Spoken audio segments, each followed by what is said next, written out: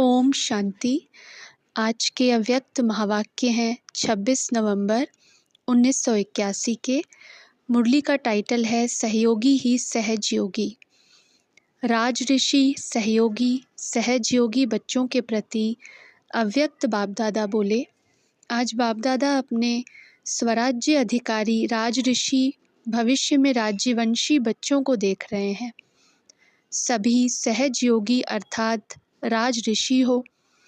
बाप दादा सभी बच्चों को वर्तमान वरदानी समय पर विशेष वरदान कौन सा देते हैं? सहज योगी भव। यह वरदान अनुभव करते हो। योगी तो बहुत बनते हैं, लेकिन सहज योगी सिर्फ संगम योगी आप श्रेष्ठ आत्माएं बनती हो, क्योंकि वरदाता बाप का वरदान है। ब्राह्मण बने अर्थात इस वरदान के वरदानी बने। सबसे पहला जन्म का वरदान यही सहज योगी भव का वरदान है। तो अपने आप से पूछो, वरदानी बाप, वरदानी समय और आप भी वरदान लेने वाली श्रेष्ठ आत्माएं हो। इस वरदान को सदा बुद्धि में याद रखना, यह है वरदान को जीवन में लाना। तो ऐसे वरदान को सदा प्राप्त की हुई आत्मा, प्राप्ति स्वरूप आत्मा समझते हो। वह मेहनत भी करनी पड़ती है। सदा वरदानी आत्मा हो। इस वरदान को सदा कायम रखने की विधि जानते हो। सबसे सहज विधि कौन सी है जानते हो ना? सदा सर्व के और सेवा में सहयोगी बनो। तो सहयोगी ही सहज योगी है। कई ब्राह्मण आत्माएं सहज योग का अनुभव सदा नहीं कर पाती। योग कैसे लगाएं, कहाँ लगाएं, इसी क्वेश्चन में अब तक भी हैं। सहज योग में क्वेश्चन नहीं होता है, साथ साथ वरदान है। वरदान में मेहनत नहीं होती है और सहज सदा स्वतः ही रहता है। अर्थात सहज योगी वरदानी आत्मा स्वतः निरंतर योगी होती है। नहीं रहते इनका कारण, प्राप्त हुए वरदान को व ब्राह्मण जन्म के इस अलौकिक गिफ्ट को संभालना नहीं आता। स्मृति द्वारा समर्थी रखने में अलबेले बन जाते हो। नहीं तो ब्राह्मण और सहज योगी न हो तो ब्राह्मण जीवन की विशेषता ही क्या रही? वरदानी होते भी सहज योगी नहीं तो और कब बनेंगे? यह नशा और निश्चय सदा याद रखो। यह हमारा जन्म का वरदान है। इसी वरदान को सर्व आत्माओं के प्रति सेवा में लगाओ। सेवा में सहयोगी बनना ये ही विधि है सहज योगी की। अमृत वेले से लेकर सहयोगी बनो। सारे दिन की दिनचर्या का मूल लक्ष्य यही एक शब्द रखो कि सहयोग देना है, सहयोगी बनना है। अमृत वेले बाप से मिलन मनाकर बाप समान मास्टर बीज रूप बन, मास्टर विश्व कल्याणकारी बन, सर्व आत्माओं को अपनी प्राप्त हुई शक्तियों के द्वारा आत्माओं की वृत्ति और वायुमंडल परिवर्तन करने के लिए सहयोगी बनो। बीज द्वारा सारे वृक्ष को रूहानी जल देने के सहयोगी बनो, जिससे सर्व आत्माओं रूपी पत्तों को प्राप्ति के पानी मिलने का अनुभव हो।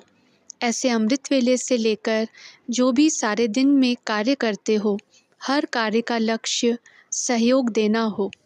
चाहे व्यवहार के कार्य में जाते हो, प्रवृत्ति को चलाने के कार्य में रहते हो, अलौकिक संबंध में रहते हो, अलौकिक सेवा में रहते हो, लेकिन सदा यह चेक करो लौकिक व्यवहार में भी स्व प्रति व साथियों के प्रति शुभ भावना और कामना से वायुमंडल रूहानी बनाने का सहयोग दिया। व ऐसे ही रिवाजी अर्थात साधारण रीति से अपनी ड्यूटी बजा कर आ गए। जैसा जिसका ऑक्यूपेशन होता है वह जहाँ भी जाएंगे अपने ऑक्यूपेशन प्रमाण कार्य ज़रूर करेंगे। आप सबका विशेष ऑक्यूपेशन ही है सहयोगी बनना। वह कैसे भूल सकते? तो हर कार्य में सहयोगी बनना है, अर्थात सहज योगी बन जाएंगे। कोई भी सेकंड सहयोगी बनने के सिवाय न हो। चाहे मनसा में सहयोगी बनो, चाहे वाचा से सहयोगी बनो, चाहे संबंध संपर्क के द्वारा सहयोगी बनो, चाहे स्थूल कर्म द्वारा सहयोगी बनो, लेकिन सहयोगी ज़रूर बनना है, क्योंकि आप सभी दाता के बच्चे हो। दाता के बच्चे सदा देते रहते हैं। तो क्या देना है? सहयोग। स्व परिवर्तन के लिए भी स्वयं के भी सहयोगी बनो। कैसे? साक्षी बन स्व के प्रति भी सदा शुभ चिंतन की वृत्ति और रूहानी वायुमंडल बनाने के स्व प्रति भी सहयोगी बनो। जब प्रकृति अपने वायुमंडल के प्रभाव में सभी को अनुभव करा सकती है, जैसे सर्दी, गर्मी, प्रकृति अपना वायुमंडल पर प्रभाव डाल देती है, ऐसे प्रकृति जीत सदा सहयोगी सहजयोगी आत्माएं अपने रूहानी वायुमंडल का प्रभाव अनुभव नहीं करा सकती। सदा स्व प्रति और सर्व के प्रति सहयोग की शुभ भावना रखते हुए सहयोगी आत्मा बनो। वह ऐसा है, वह ऐसा कोई करता है, यह नहीं सोचो। कैसा भी वायुमंडल है, व्यक्ति है, मुझे सहयोग देना है। ऐसे सभी ब्राह्मण आत्माएं सदा सहयोगी बन जाएं तो क्या हो जाएगा? सभी सहज योगी स्वतः हो जाएंगे, क्योंकि सर्व आत्माओं को सहयोग मिलने से कमज़ोर भी शक्तिशाली हो जाते हैं। कमज़ोरी समाप्त होने से सहयोगी तो हो ही जाएंगे ना। कोई भी प्रकार की कमज़ोरी मुश्किल व मेहनत का अनुभव कराती है। शक्तिशाली हैं तो सब सहज है। तो क्या करना पड़े? सदा चाहे तन से, मन से, धन से, मनसा से, वाणी से व कर्म से सहयोगी बनना है। अगर कोई मन से नहीं कर सकते तो तन और धन से सहयोगी बनो। मनसा, वाणी से नहीं तो कर्म से सहयोगी बनो। संबंध जुड़वाने व संपर्क रखाने के सहयोगी बनो। सिर्फ संदेश देने के सहयोगी नहीं बनो, अपने परिवर्तन से सहयोगी बनो। अपने सर्व प्राप्तियों के अनुभव सुनाने के सहयोगी बनो।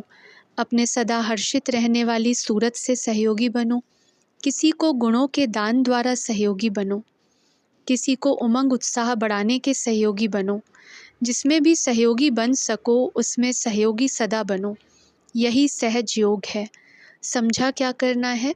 यह तो सहज है ना। जो है वह देना है। जो कर सकते हो वह करो।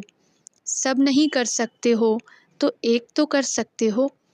जो भी एक विशेषता हो उसी विशेषता को कार्य में लगाओ, अर्थात सहयोगी बनो। यह तो कर सकते हो ना।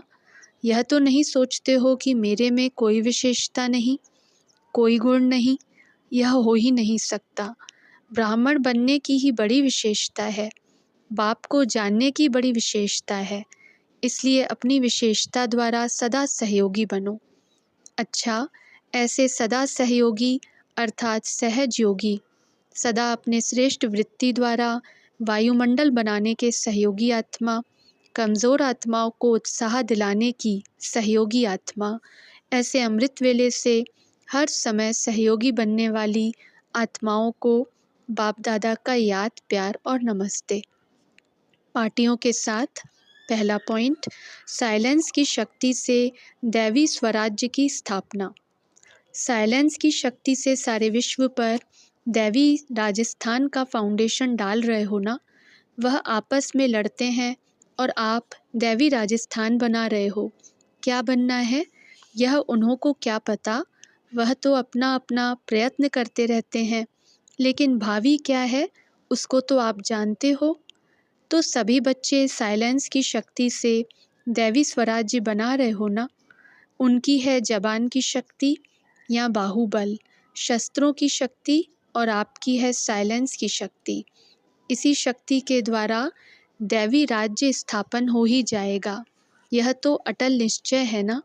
वे भी समझते हैं कि वर्तमान समय कोई ईश्वरीय शक्ति चाहिए जो कार्य करे, लेकिन गुप्त होने के कारण जान नहीं सकते हैं।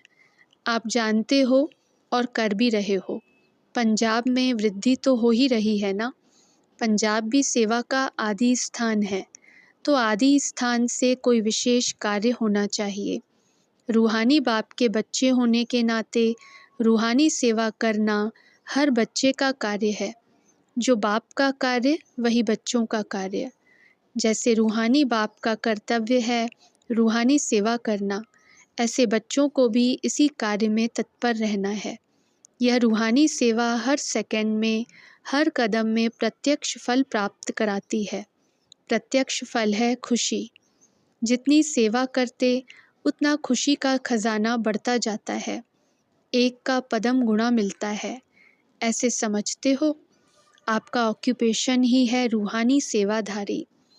लौकिक में भल कोई भी पोजीशन हो, लेकिन अलौकिक में रूहानी सेवाधारी हो। अगर कोई डॉक्टर है तो रूहानी और जिस्मानी डबल डॉक्टर बनो। वह सेवा करते भी मूल कर्तव्य है रूहानी डॉक्टर बनना। बार बार रोगी आए, इससे तो रोग ही खत्म हो जाए सदा के लिए। तो ऐसी दवाई देनी चाहिए ना। रोगी आता ही है सदा शफा पाने के लिए। सदा शफा होगी रूहानी सेवा से। अच्छा, ओम शांति।